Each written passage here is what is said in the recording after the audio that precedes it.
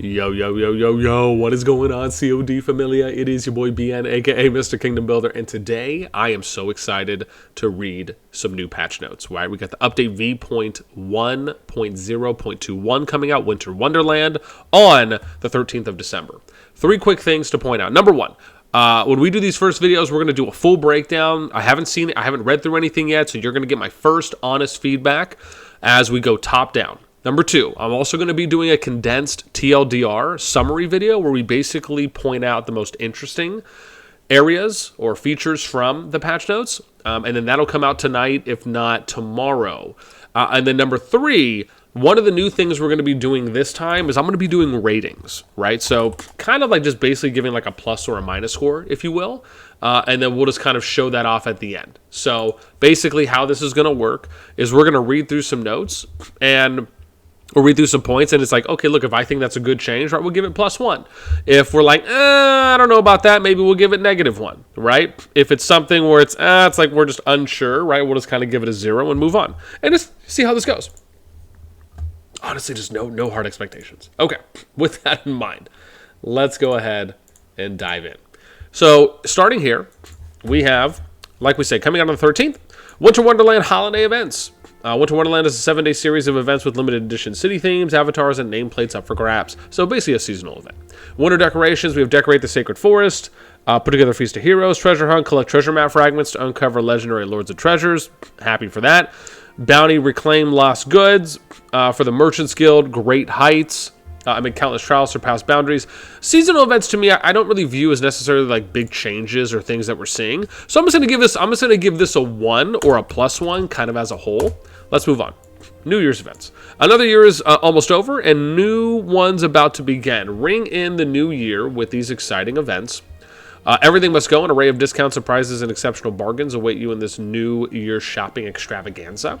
Veil Society quiz. Unlock treasures with your knowledge. Join the Veil Society's event and win rewards. So basically in these first 2 points where we talk about rewards, again, more events that are coming out where you can get more resources. I don't see anything wrong with that. I'll give this one a +1 as well. Then let's go to finally probably the goods here. A smoother route to prosperity. Right, let's really get into it. War Pet gameplay improvements. Change the way that War Pets learn skills. You can now choose which War Pet skills will be replaced.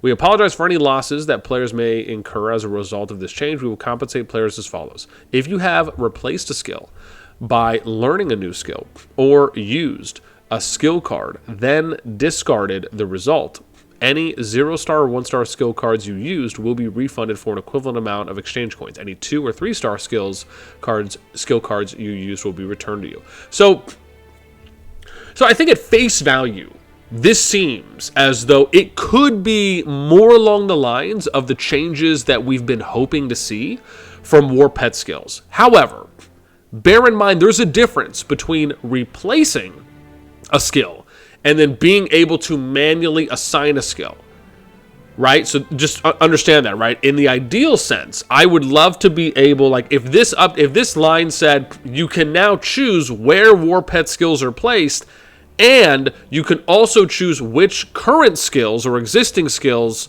can be replaced if you'd like, right? So meaning that if you have an open slot, you can place the skill wherever you want. If you already have an existing skill, you could swap out any existing skill you want. That's how I personally would have liked to seen this read as.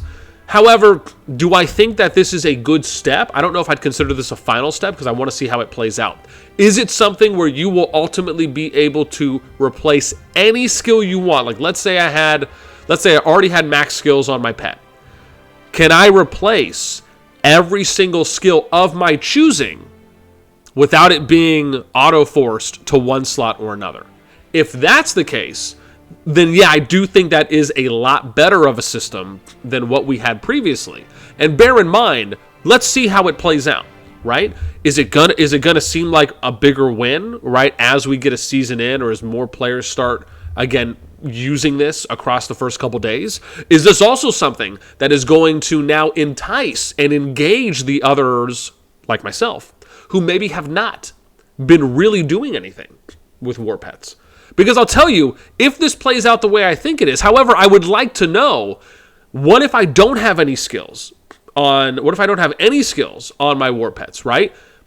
Will the same randomization of my first skill goes in the first slot, but then there's the chance that skill can be replaced. The problem, and this is the bigger thing to think about, what happens if it's still RNG, if it's still random generated, what if it keeps going back to the same first skill or the same first two skills that you already have, right? So maybe you don't get a chance to place something on a third or fourth slot, specifically when it comes to replacements, right? Because, again, if you're just placing... So it's just... I want to see how it works, right? Does it sound good on paper? Sure.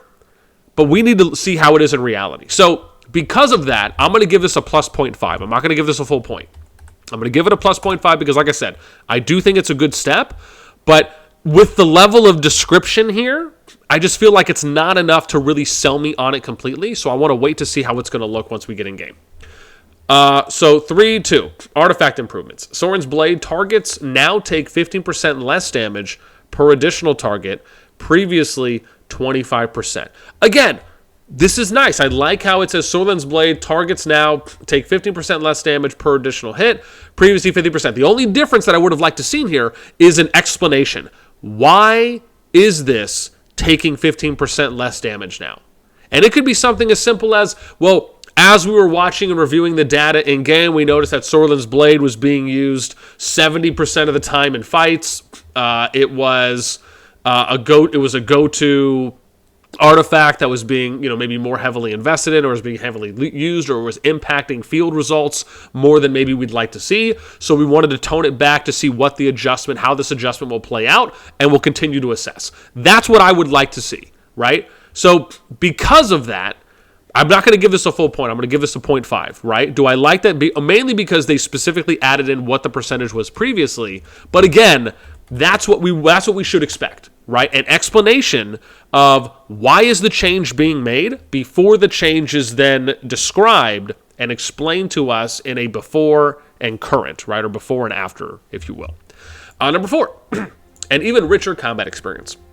4-1, hero skill improvements. Adjusted Guanwin's skill prevented preemptive strike. Previously, when Guanwin's Legion's unit count is over 60%, her units deal 3% more damage. Now, when Guanwin's Legion count is over 50%, her units deal 3%. So it's basically, a nerf. However, where's the explanation, right? That's the important part here. So because of that, again, we'll do a plus 0.5 on that. 2, skill description improvements. Improved skill descriptions, a description of the concept of diffused damage, where each additional target reduces damage taken by targets, has been added to all relevant skill descriptions. Improves a description of the concept of diffused damage. Okay. Where each additional target reduces damage taken. Each additional target reduces their damage taken by targets. Okay. I'm going to be honest. I feel like I'm racking my head on this, and this could have been worded better. Where each additional target, so that's a target over here, reduces damage taken by targets. Why couldn't this just say like each additional target that you use a skill on will reduce their damage taken by allies or others? Like, so I feel like that's what this is trying to say. My brain is not computing it right now. I feel like some people know where I'm going with this. So if you have if you feel like you might have a different way to write this that might be a little bit easier to understand, post that in the comment. I want to read it because I feel like I'm 25-50% of the way there, but it's just, I don't know, man. Computing power is low. Skills that deal diffuse damage include Veln's skill, Frozen Star, Skogel's skill, Blood-Soaked Battle, Lilia's skill, Flames of Vengeance, and Awaken's skill, Burning Blood.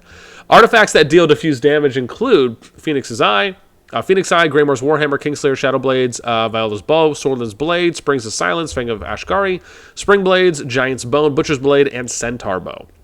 Okay. 3, defensive structure improvements. Reduced barricades, durability, and obstruction effects. Note, in order to improve your gaming experience, we have removed barricade feature from Season 2 Plus. Players currently in Season 2 Plus will no longer be able to build barricades. All barricades on the map will be removed and their costs refunded. We will issue compensation to players affected by this change. Players in other seasons will not be effective. So this to me is a -1. Right, so I'm going to give this a -1. And I say that because there was no need, right, to remove barricades. However, if there's a reason, like if there's some kind of development coding reason or something that applies to Season 2 where they couldn't just make an adjustment for the Season 2 barricades and the only way to work it around is they had to remove it and maybe they'll re-add it, like that would have been nice to explain that. However, it is of my belief that there was no reason to remove barricades. I love barricades. The biggest thing with barricades is that they just didn't, you just needed to reduce the amount that you could build of each. Make sure that the building time is the same as the destruction time, right? So the fact is you can destroy a barricade faster than you can build it. I believe that's the case from what I remember. Again, I haven't built barricades in a while, but that's what it was when we were starting out doing them, and at least from what I've noticed when I watch PvP gameplay. So I think, one, reduce the amount. If you want to argue, maybe say reduce the amount of time it takes to build, but then align the amount of time it takes to build and the amount of time it takes to destroy as the same.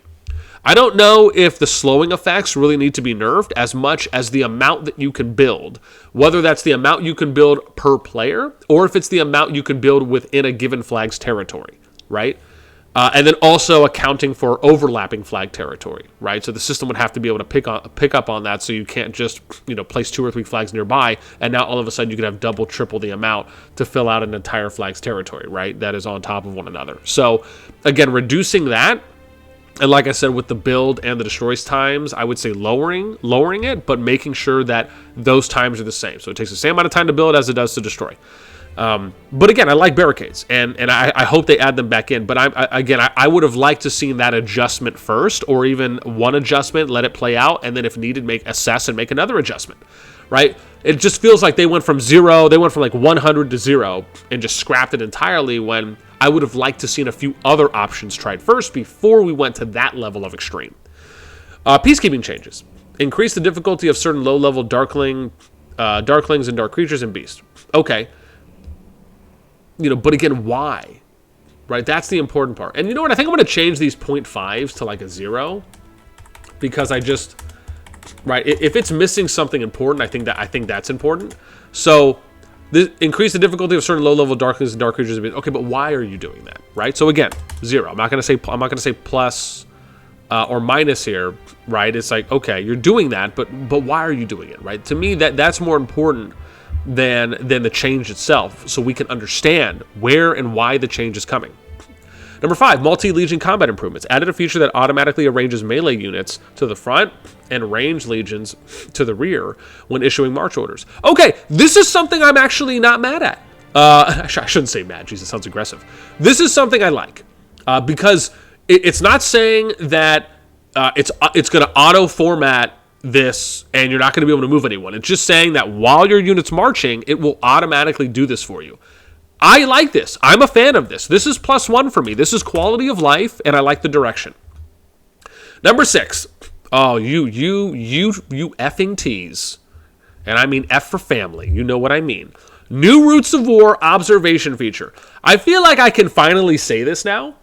Potentially, I'm not going to obviously give any names. However, this was something that I was speaking about very early on.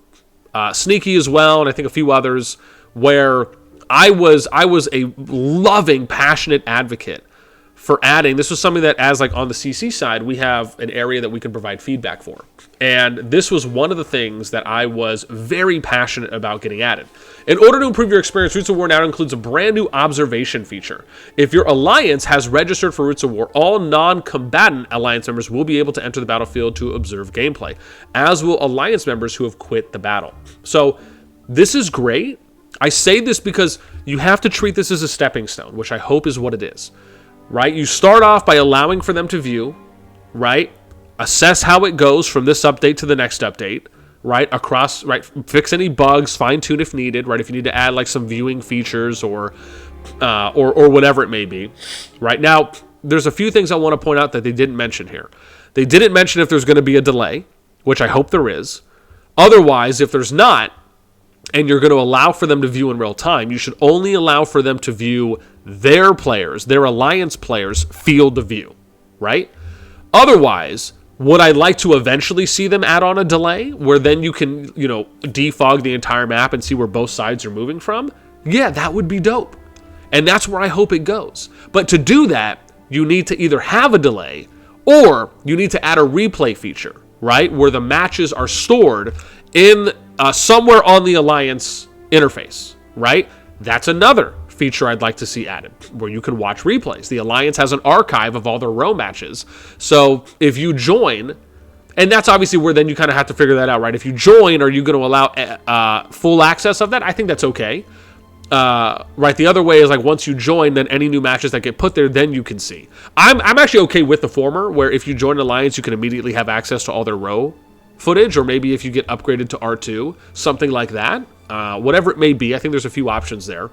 But am I happy that this is being added? Yes, because as I was saying before, right, I think one of the community managers had reached out to me, and they asked me personally what my thoughts were, because they liked the idea of adding observation, or spectating as we call it, right, to ROW. This is something that if you want to grow the ROW scene and you want it to be more popularized, you have to be able to give people, i.e., and I say this more so when it comes to helping to popularize, you need to give content creators an opportunity to go and watch matches and to record matches and to publicize those.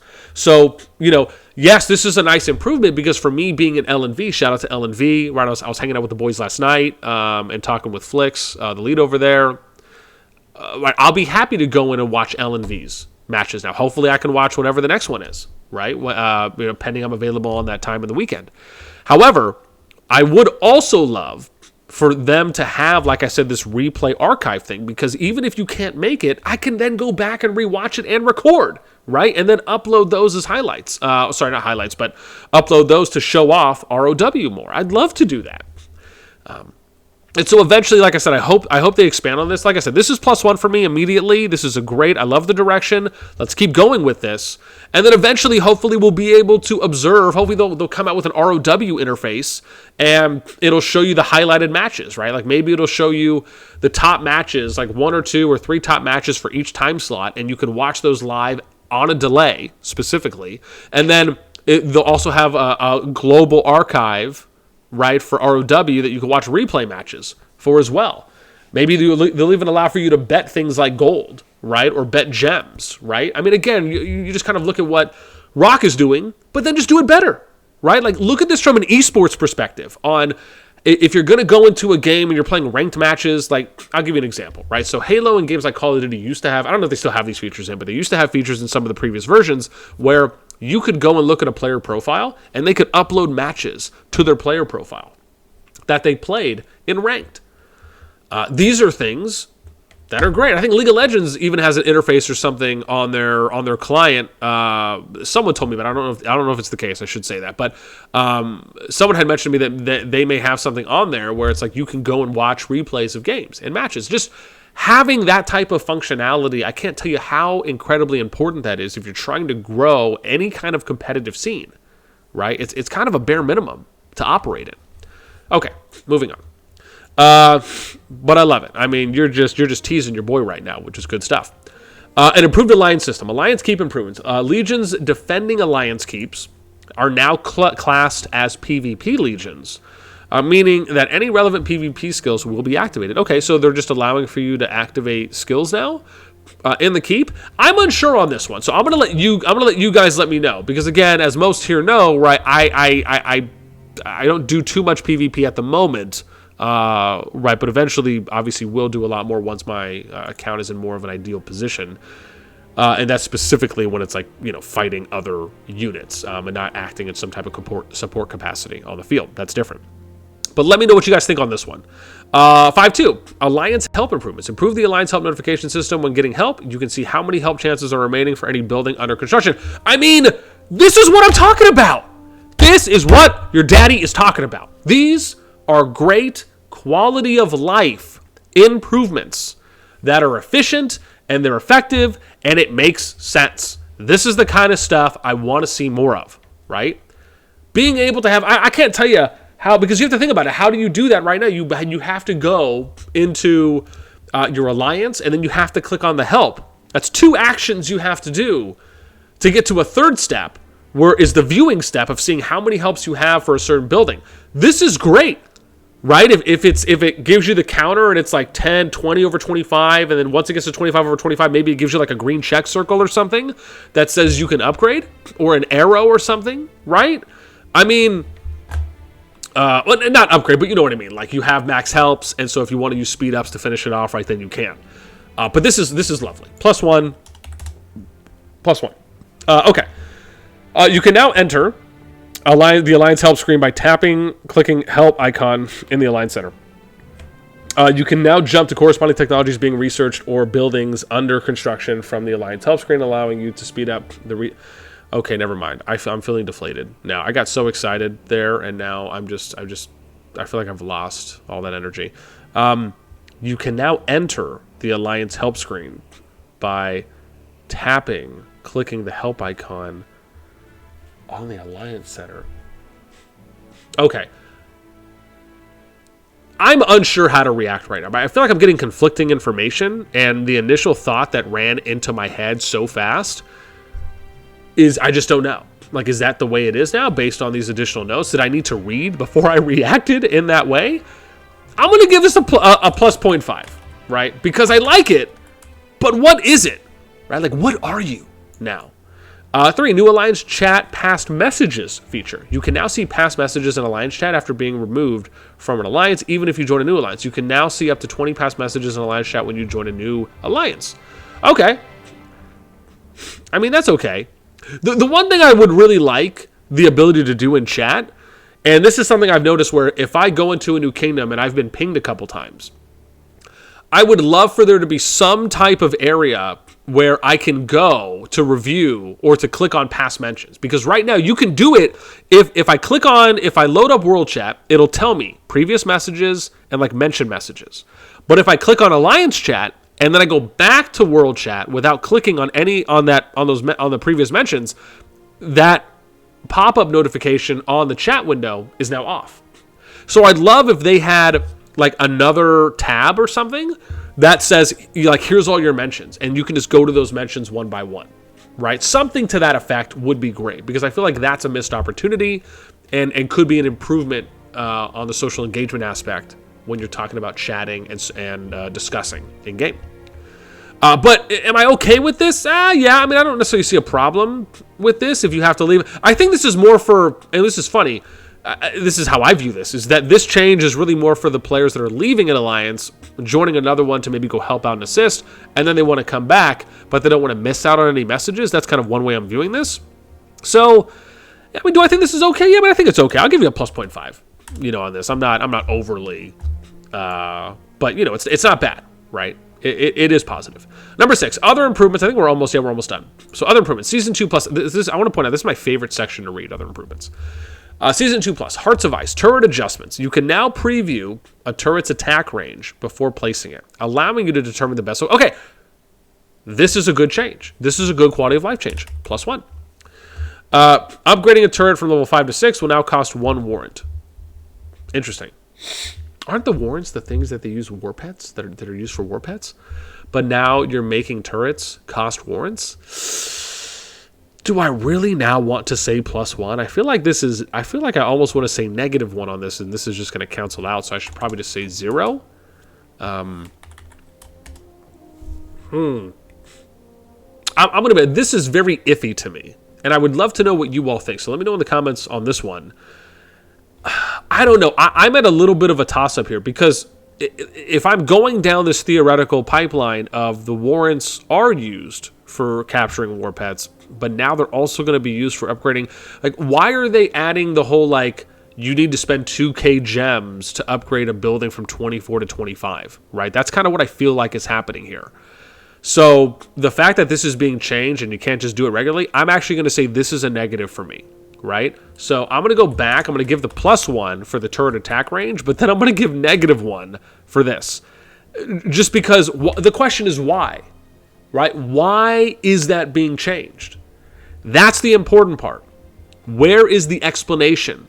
Where's the reasoning? Where's the regardless if the community agrees or not, there needs to be an explanation when things exist and then you're making changes that could drastically affect how it is, or just change how it is. Why not? Like, it doesn't, I mean, if they're going to write up this long of a patch note anyway, why not provide an explanation? So, I don't see it, right? But again, maybe you guys are seeing something I don't, right? Maybe this is a +1 to you. Let me know. Alliance building improvements. You can now choose between the original and new methods when choosing a location for Alliance buildings or relocating. Okay, what does that mean? If you choose the new method, buildings will be fixed, to the center of your screen when choosing a location. If you move your viewpoint, the building will also change position. You can now choose between, so just more of a little bit quality of life improvement. Okay, I'm okay with this. Because really they're just giving you more options, right? Not overwhelming. I'll give a 0.5 for this one. Merit display improvements. You can now hide how many merits you have from other players until the Augur Stone reaches the merits calculation stage. Ooh. So on one side, I see why they would do this. Where, again, have people been complaining about, oh, well, I'm getting removed from my alliance because I haven't met their merit gains per week or per day, or I don't have a lot of merits. They're trying to bring people in. Like, I could see it from that side of if it's being used in that way. However, the other side is that how much is that even happening, right? If that's the case. Not to say that's not happening at all, but, is this happening to, 51% of all the alliances that are in the game? I mean, I highly doubt that. Again, this is another example of why is this change being made? What's the feedback that you're getting? Where's the overwhelming support that I'm not seeing on the Discord, whether it's suggestion upvotes or people whispering this? Like, I'll be honest, I haven't heard anyone tell me this. And specifically, I haven't heard anyone that I know tell me this, or anyone that has come to me to tell me this. Not to say it doesn't exist. What I'm saying is, where's the overwhelming support? Where's the 2/3 majority? Where's the 51% majority where it's like, yeah, we need this change to happen, right? And bear in mind, I understand we're never going to get to that type of thing, right? I mean, it's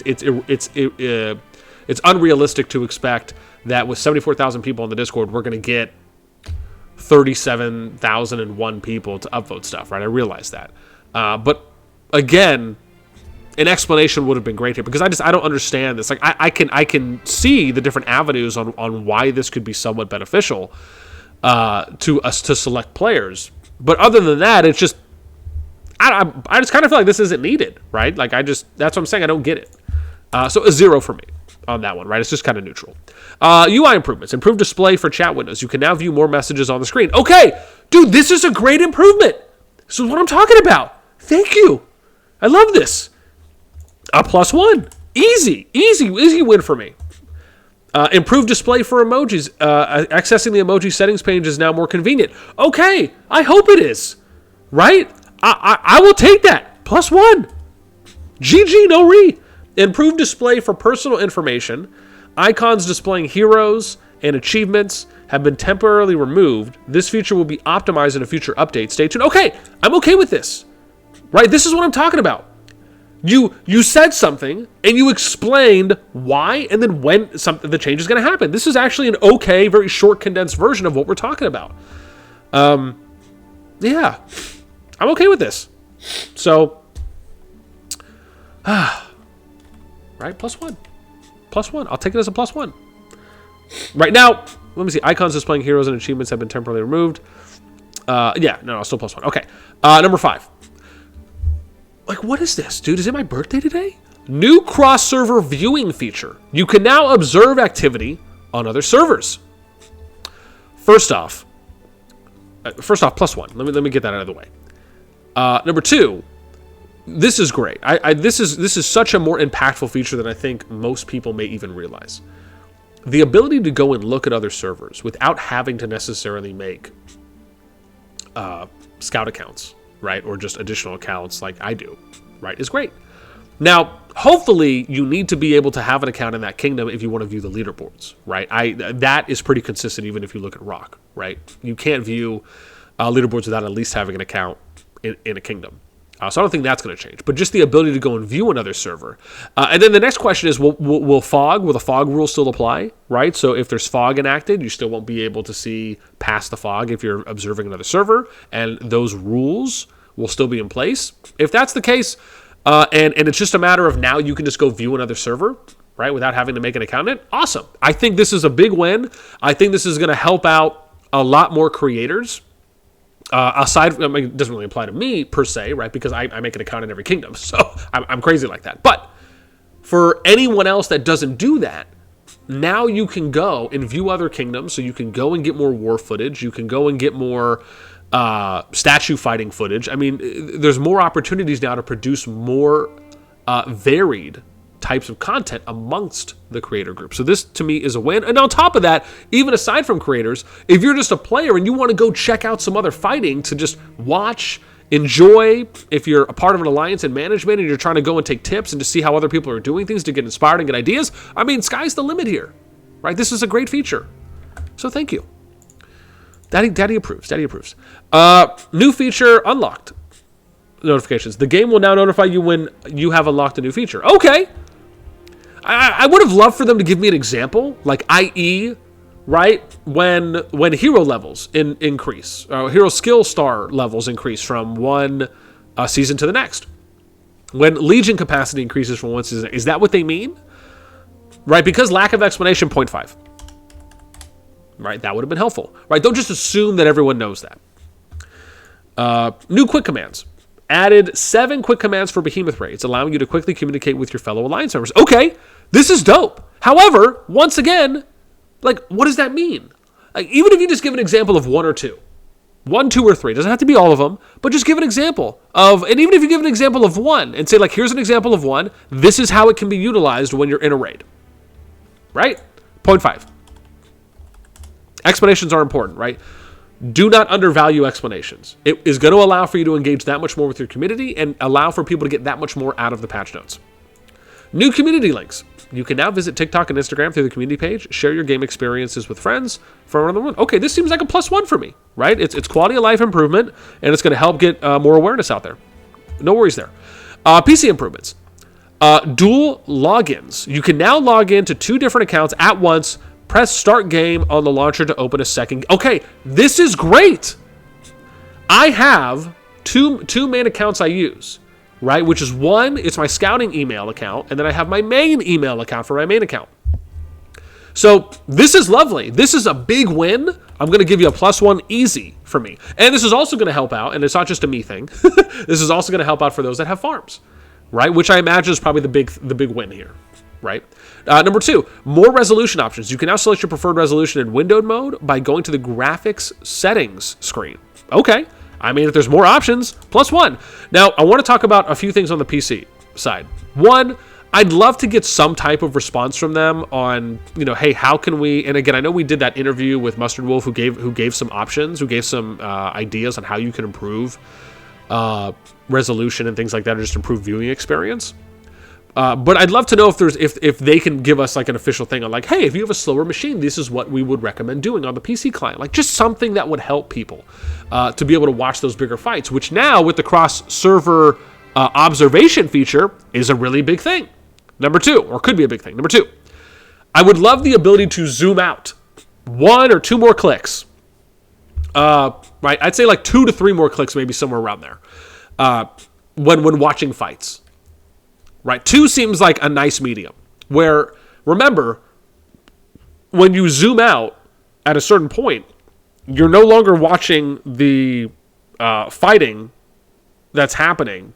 Right, you're now looking at checkers, right, and chess pieces that are moving. So, right, that's something I'd love to see. And just to give you a really good example of that, right. So if I'm here, right, and I zoom in here, I can see everything. I want to be able to still see this when I'm like here. Maybe even here. I'd love to be able to see that even here. Like I said, 2 to 3 clicks. I'd love to go back and get to this point where I can see the fight that's happening, still see the people. Right? That would be great. Because it just feels like this isn't enough. Right? So I'd love for that to be. I'd love to hear what you guys think on that one. With that in mind, I mean, that's pretty much it. Right? We're done. That's what we got. And we're banging this out 35 minutes per use. You guys know your boy likes to talk. As always, make sure you fill out this feedback form, right? Don't take this stuff for granted. If you got feedback, give it. With that in mind, that's it. I'd love to know what you guys think in the comments down below. Do you agree? Do you disagree? Do you have a different opinion, a different viewpoint? Let your boy know. As always, until next time, I will catch you later.